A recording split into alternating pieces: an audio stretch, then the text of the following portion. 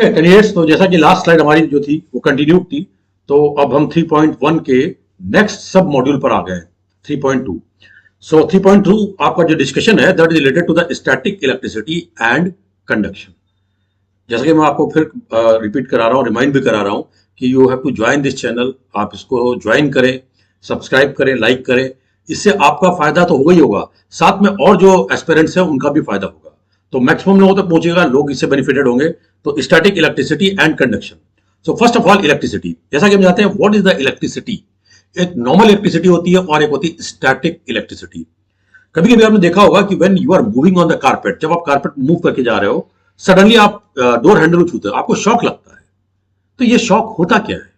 Shock normally current होता है। Current क्या होता है? कहीं ना कहीं इलेक्ट्रिसिटी प्रोडक्शन होगा, तो आपकी बॉडी में स्टैटिक इलेक्ट्रिसिटी बिल्डअप हो जाती है।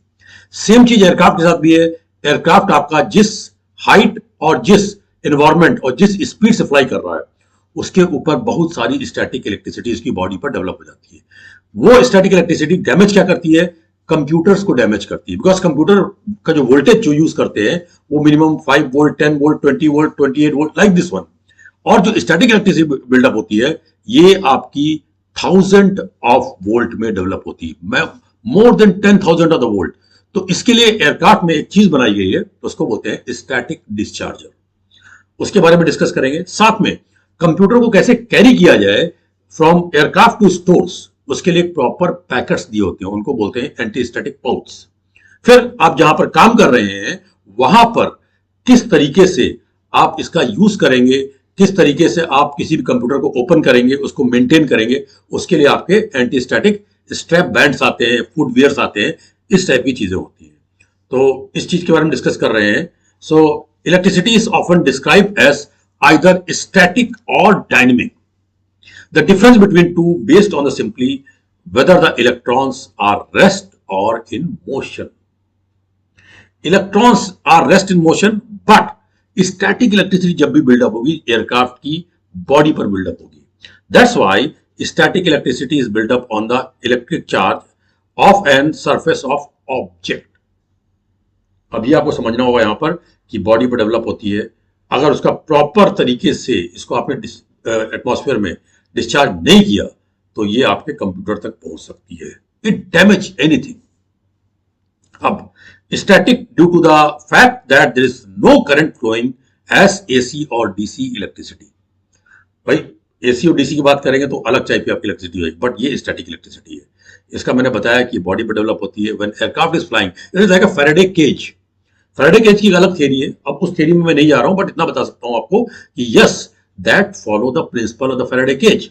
So static electricity is usually caused when non-conductive material such as rubber, plastic, glass are rubbed together.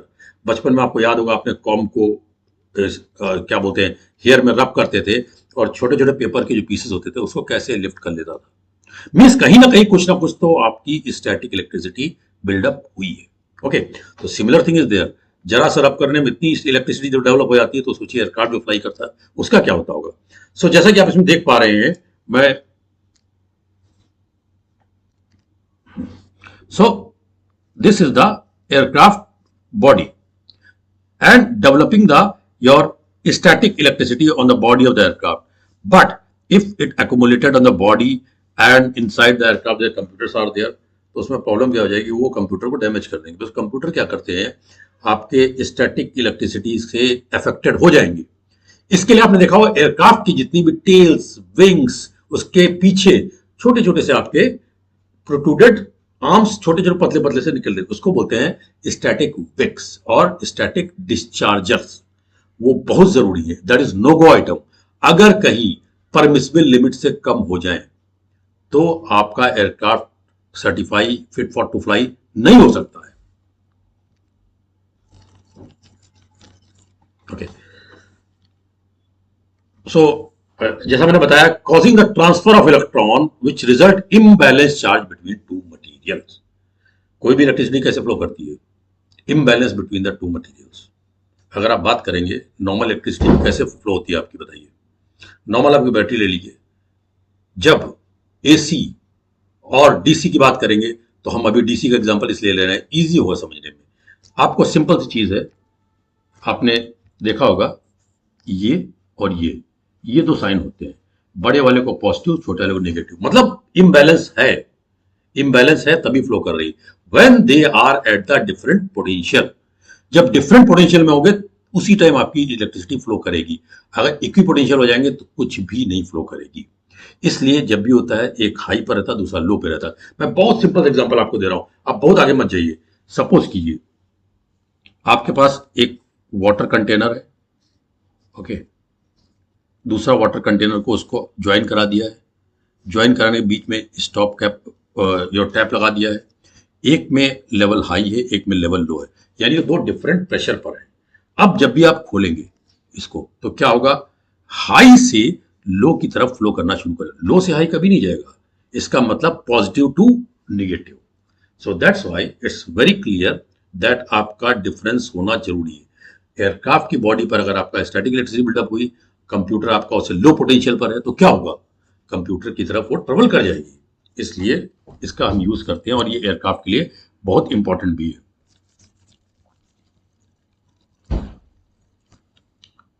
So student, जैसा कि मैं आपको बता रहा था कि इसका इंपॉर्टेंस क्या है और इसका कहाँ यूज होता है।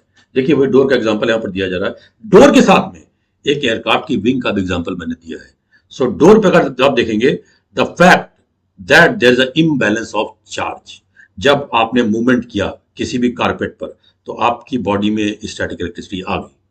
जब आपने डोर के हैंडल को टच किया, उसका चार्ज हमसे लो पोटेंशियल पर था, तो हमारी स्टैटिक इलेक्ट्रिसिटी उसमें फ्लो करना शुरू हुई, तो आपको सडनली शॉक लगता है। ये मेरे ख्याल से मैक्सिमम लोगों ने इस चीज को महसूस भी किया होगा, एक ना एक बार तो महसूस जरूर किया होगा आपने, और ऐसा होता है। ठीक है, अब इसमें मैंने दो एग्जांपल जो बता रखे हैं, ये तो डोर हैंडल वाला है, ये बड़ा इंपॉर्टेंट है। ये जो एरो दिखा रहे हैं यहां पर, ये पीछे एयरक्राफ्ट के पीछे, विंग के पीछे ट्रेलिंग एज पे आपके पतले पतले से इस टाइप से निकले हुए, उनको क्या बोलते हैं, स्टैटिक विक्स या डिस्चार्जर। मैंने बताया ये डिस्चार्जर क्या करते हैं, जो बिल्डअप बॉडी पे इलेक्ट्रिसिटी हुई है उसको एटमॉस्फेयर में डिस्चार्ज करते हैं। ओके, तो इट्स वेरी क्लियर, बहुत क्लियर चीज है ये। अब यहां पर आपकी क्वेरीज और क्वेश्चंस क्या आते हैं कि आपके विच is the thing which static electricity should be grounded. आपको ग्राउंडिंग वायर नहीं होता है, ये एटमॉस्फेयर में डिस्चार्ज होते हैं। अब इसमें एक आधे एग्जांपल्स हैं, इस एग्जांपल को आप देखना चाहिए, देखिए, बट ये खाली आपको एक जस्ट फॉर इंफॉर्मेशन मैं बताना चाह रहा था। तो ये attractive and repulsive forces, one of the most fundamental law of static electricity as well as magnetics deal with the attraction and repulsion. Like charges repel each other, unlike charges attract each other. कोई भी magnet ले लोगे तो simply होगा क्या, जिस समय आपका नॉर्थ साउथ पोल होगा तभी अट्रैक्ट होगा, नॉर्थ नॉर्थ होगा, साउथ साउथ होगा, रिपल करना शुरू होगा। दो बलून्स, कभी आपने ऐसा फील किया होगा, अगर उनको रब कीजिए, अगर सिमिलर टाइप के चार्ज उस पर एक्मुलेट हो गए, अब मैं एयरक्राफ्ट के टर्म में बता रहा हूं, बॉडी के ऊपर, तो क्या होगा, बलून पास आएंगे और कभी कभी देखते हो बलून दूर जाना शुरू हो जाते हैं। दो बलून लेकर चलिए, आप देखिए, तो ऐसा होता है। यस, इसीलिए इसमें बैलून का एग्जांपल आपको इस पिक्चर में दिया हुआ है। नाउ एक पिथ बॉल का भी एक दो सिंपली आपने क्या की, पिथ बॉल हैंग कर दी। पिथ बॉल का एग्जांपल भी आपको इसलिए दिया जा रहा है जिससे क्या बहुत क्लियर हो जाए।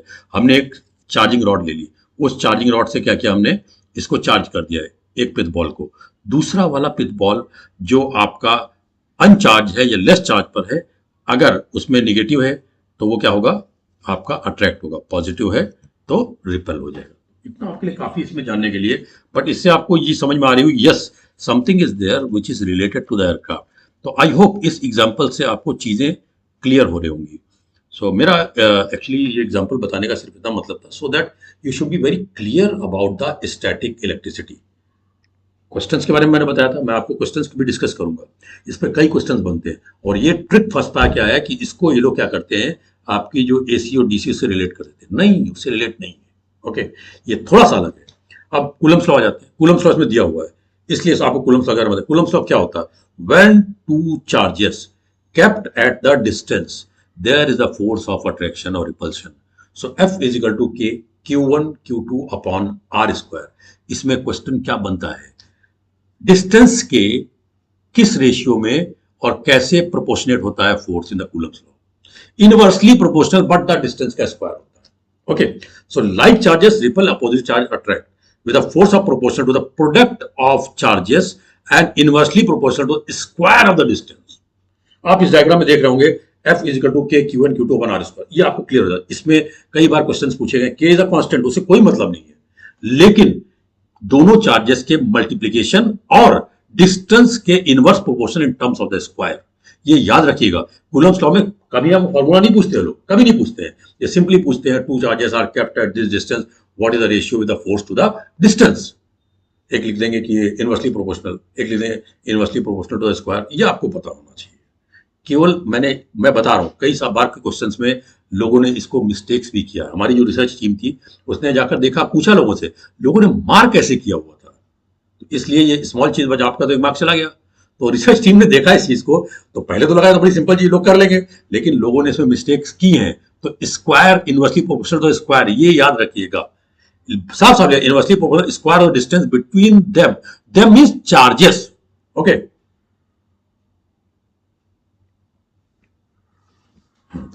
अब आइए, so the means objects with greater charge repel, similar charge attract, वही बात आ गई।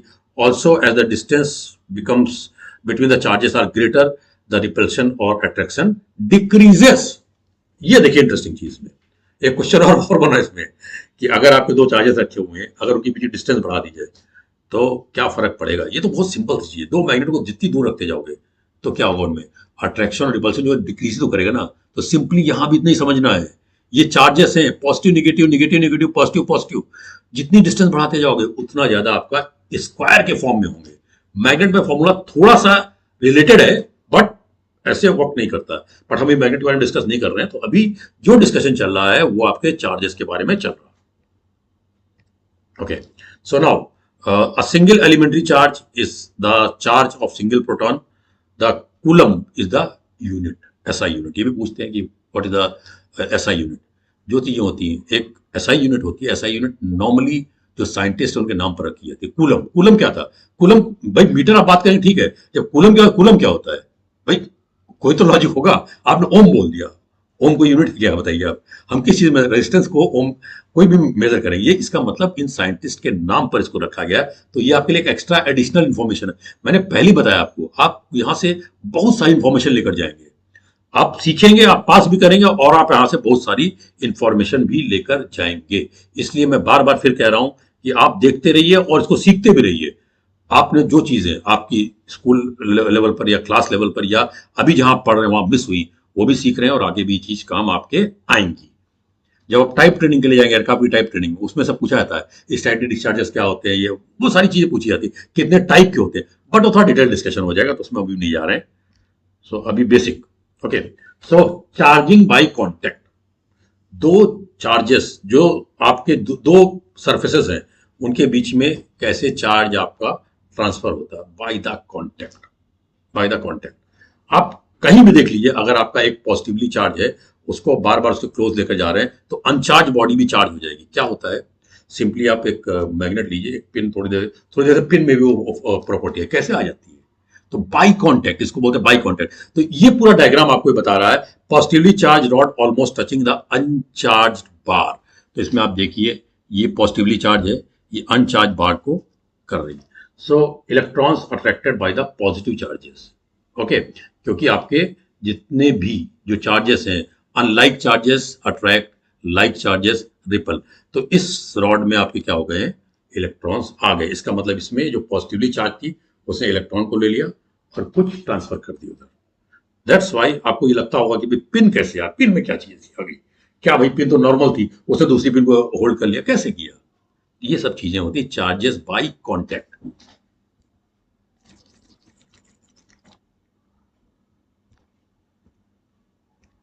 Okay, charges by induction. अब चीज आती है इंडक्शन, हालांकि इसमें बहुत ज्यादा नहीं बताएंगे, इंडक्शन एक अलग प्रॉपर्टी है, बाई कांटेक्ट अलग प्रॉपर्टी। डिस्टेंस पे रखेंगे, डिस्टेंस पे रखेंगे, उसमें भी हो जाता है। आप एक कोई भी दो चीजें अगर थोड़े भी डिस्टेंस पे आपकी हैं तो इंड्यूस हो जाता है। इंड्यूस होना आपका क्या होता है उस चीज में, ये एक बहुत सिंपल सा एक आपका फैराडे का एक लॉ था। फैराडे ने क्या किया, एक मैग्नेट को लिया और मैग्नेट को क्या कर रहा था, सिंपली एक कॉइल करंट कैरिंग उसने कॉइल बनाई जिसमें करंट नहीं फ्लो कर रहा था। उसको किसी ने बता दिया कि भाई अगर मैग्नेट होता है उससे आपका क्या बोलते हैं ये इसके अंदर करंट फ्लो करना शुरू हो जाएगा। तो उसने सिंपली बहुत देर तक के इसको इस कॉइल के सामने लगा के रखा। उसको नहीं समझ में आ रहा था, मीटर में कोई मूवमेंट था नहीं। उसने सडनली एकदम गुस्से में आकर उसको थ्रो किया, जैसे उसके पास से निकला। अब क्या हुआ, पास से निकलने से उसमें मीटर में मूवमेंट आ गया। इससे उसको इंफॉर्मेशन मिली, oh now he start moving that particular magnet in and out. इससे पता लगता है कि आपका जो है करंट इंड्यूस भी होता है। तो यहां के लिए आपको ये चीज जानना जरूरी है, charges bye conduction and charges by induction, ये दो चीजें होती हैं। अब फील्ड, फील्ड क्या है? फील्ड क्या चीज होती है? आप कितना लंबा चौका छक्का मार सकते हैं, पूरी फील्ड आपके लिए खुली, मैचेस चलते रहते हैं। एक चार्ज जिसका चार्ज हाई है और जो हाईली चार्ज है उसकी इलेक्ट्रोस्टैटिक फील्ड ज्यादा होगी, जो लो चार्ज है उसकी इलेक्ट्रोस्टैटिक फील्ड लो होगी। तो जिस टाइम में ये इसकी फील्ड, आप एक छोटा सा कंपास लीजिए, आप एक मैग्नेट लीजिए, हाईली चार्ज है, यहां रखने पर कंपास मूव करने लगेगा। लेकिन अगर आपका लो चार्ज है तो आप एकदम पास ले जाएंगे तब जाकर मूव करें। तो इसको बोलते हैं फील्ड। आपको फील्ड के बारे में मैंने बताया है कि फील्ड समझना ऐसे बड़ा लगता है, हाँ magnetic field, magnetic field, what is a field? उसका पावर कितना है उस पर डिपेंड करता है। So a field of force exist around a charge body. लेकिन ये किसका? चार्ज बॉडी के चारों तरफ होती है। This field is an electrostatic, sometimes called dielectric, and is represented by line extending in all the direction। बचपन में आपने मैग्नेट रख के, कंपास रख के आपने क्या बनाया होगा, बहुत सारा उसकी फील्ड के बारे में देखा होगा। तो हर बार कंपास मूव करना शुरू होता है तो लास्ट में आपका वो एंड लूप बनता चला जाता है। सो वही सेम चीज है। तो this represent by the extending line all direction terminating to the equal and opposite charges. Okay, so to explain the electrostatic field, lines are used to represent direction and the intensity of the electric field of forces. So यहाँ तक आपका electrostatic field के बारे में discussion था। इसको मैं आपको सिर्फ इतना ही समझना है जो मैंने बताया कि हर एक हाईली चार्ज की फील्ड ज्यादा होती है। अब वही बात है ना कि एक महेंद्र सिंह धोनी का छक्का है और एक क्या बोलते हैं यदुवेंद्र चहल ने छक्का मार दिया तो पता लगा फील्ड में गिर गया और उसका निकल गया बाहर। तो क्यों? हाईली चार्ज है ना। सो ऐसे आप समझिए इसको। सो this is the intensity of the field indicated by number of lines per unit area, मतलब कितना आप खेल सकते हैं लंबा। तो ये भी चीज है। तो number of lines per unit area and direction shown by the arrow head. तो किस डायरेक्शन में वो एरो हेड से दिखाते हैं। Pointing in the direction which is the small test charge move और tend to move acted upon the field forces. अब हम आ जाते हैं ईएसडीएस पर, जो एयरक्राफ्ट में यूज होता है। अब एयरक्राफ्ट कंप्यूटर है, एयरक्राफ्ट कंप्यूटर को आपको एयरक्राफ्ट से कैरी करके ले जाना है। इसको बोलते हैं LRU, लाइन रिप्लेसेबल यूनिट। इनको कैरी करके स्टोर तक ले जाना है। आप टेक्नीशियन को बेयर हैंडेड दे दीजिए, थोड़ी दूर चलेगा, पता लगेगा वो एक आईसी का जो बनवाने जा दूसरी और डैमेज होगी। क्यों? स्टैटिक इलेक्ट्रिसिटी बिल्डअप हो। तो इसके लिए कैसे कैरी करते हैं, उनको बोलते हैं एंटी स्टैटिक पाउच। ये क्वेश्चन एक बार पूछा गया था। एंटी स्टैटिक कोई भी आपका कंप्यूटर कैसे आइडेंटिफाई करोगे? Yellow label in triangle form with hand sign, ये जब मैं आपसे क्वेश्चन डिस्कस करूंगा तब मैं उस लेबल को आपको दिखाऊंगा, क्योंकि हर एक कंप्यूटर को ले जाना वैसे जरूरी नहीं। एक्चुएटर क्या करोगे? तो मैकेनिकल चीज है ना, बट टेक्नीशियंस को नहीं पता रहता है तो उनको उसी पाउच में देना पड़ता है इंजीनियर्स को, या कोई भी हैंडीमैन है उसकी बात कर रहा हूं मैं। So the careless handling of the LRU circuit card and discrete component cause unnecessary, time-consuming and expensive repair. अब वहां से लेकर आप चले गए स्टोर तक के, स्टोर में जो बना रहा है उसको क्या करना? अगर उसने ऐसे खोलना शुरू कर गड़बड़ हो जाएगा। या तो जिस टेबल पर रखेगा वो एंटी स्टैटिक जो आपकी होती है मैट वो होगी, नहीं तो उसके हाथ में एंटी स्टैटिक स्ट्रैप होगा, देन ही स्टार्ट वर्किंग। तो उसको क्या बोलते हैं? Anti static straps. पैर में जो मैं बोलते हैं हील स्ट्रैप, ये भी इस टाइप के भी क्वेश्चन पूछा जाता है कि व्हाट दे वियर। सो ये बहुत क्लियर है, ये दोनों चीजें पहनते हैं। So this damage can occur if technician touches the mating pin or card box. Other source of ESDS can top of the toolbox with covered in the carpet. Damage can be avoided by discharging the electricity from your body.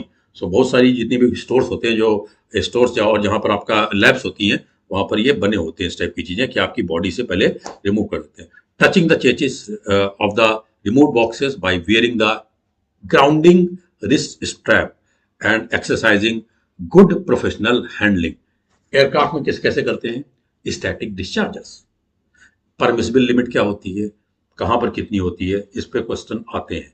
वो चीजें मैं questions में आपको बताऊंगा कि trailing edge पे wing में how many static discharges are there, और आपके स्टेबलाइजर में कितने होने चाहिए। उसके बिना एयरक्राफ्ट नो गो हो जाता है, मतलब एयरक्राफ्ट नहीं जा सकता है। तो ये आपको जानना जरूरी है। So this includes the placing protective cap. एक तो प्रोटेक्टिव कैप, सपोज आपने निकाला, आपने क्या किया, कंप्यूटर को निकाला, उसके बाद जो कनेक्टर है उसके ऊपर एक प्रोटेक्टिव ब्लैंकिंग कैप को लगाया जाता है। Okay, so cover connector not placing ESDS sensitive component environment that will cause damage. Part of the ESDS are typically shipped in the bags, जो बैग बताया था, especially designed to protect component from electrostatic damage. So other precautions should be taken with working with electronic components are always connect ground between test equipment and circuit before attempting or inject or monitor the signal. Ensure test voltage does not exceed maximum allowable voltage for the circuit component of the transistor. क्यों? फिर वही बात आ गई, आपका एक जगह potential ज्यादा है कम तो ट्रेवल कर जाएगा। ठीक है, so this is the last slide related to the, जैसे मैंने बताया कि इसमें डिस्कशन के बारे में कुछ चीजें क्वेश्चंस में बताऊंगा, तो आप इसको सब्सक्राइब कीजिए, इसको लाइक कीजिए, इसको आप ज्वाइन जरूर कीजिए। अगर उसको मिस करेंगे तो क्वेश्चन बहुत सारे मिस होंगे। सो अगेन मैं आपसे कह रहा हूँ, इसको जरूर आप देखिए। So ohm meter range are required to current more than 1 milliampere and in test circuit should not used for the testing transistor. The heat is applied to the diode or transistor when soldering is required should be kept at minimum by using low voltage soldering irons and heat sinks. कभी भी आप क्या करते हैं, जब D soldering करते हैं तो डी सोल्डरिंग जितनी भी सब चीज़ों में होती है वो सिंपल आपको आपका टूल यूज़ करना, ऐसा नहीं जो पावर गन्स वगैरह आती है वो ज़्यादा ही इलेक्ट्रिसिटी बिल्डअप कर देती हैं और उससे और भी कंपोनेंट डैमेज होते हैं। सो थैंक यू वेरी मच। आज के लिए आपको बताया, जो मैंने बताया है इसको आप ज्वाइन जरूर कीजिएगा और फिर फर्दर डिस्कशन होगा। बड़ा इंटरेस्टिंग टॉपिक है, छोटा टॉपिक, इसके बाद 3 टॉपिक आपके छोटे छोटे आएंगे। ठीक है, लेकिन बड़े इंटरेस्टिंग रहेंगे। उसमें आपको बताया जाएगा कि ईएमएफ क्या चीज होती है, what is the electromotive force. ठीक है, और इसको ईएमएफ क्यों बोलते हैं। फिर करंट, हालांकि करंट आपको बड़ा अच्छा लगता है, हाँ करंट करंट, ऐसा नहीं, उसमें भी काफी सारी चीजें हैं। देन रेजिस्टेंस के बारे में बताया जाएगा, देन क्या रिलेशन है आपस में, इसके बारे में बताया जाएगा। ठीक है, so thank you very much, bye bye.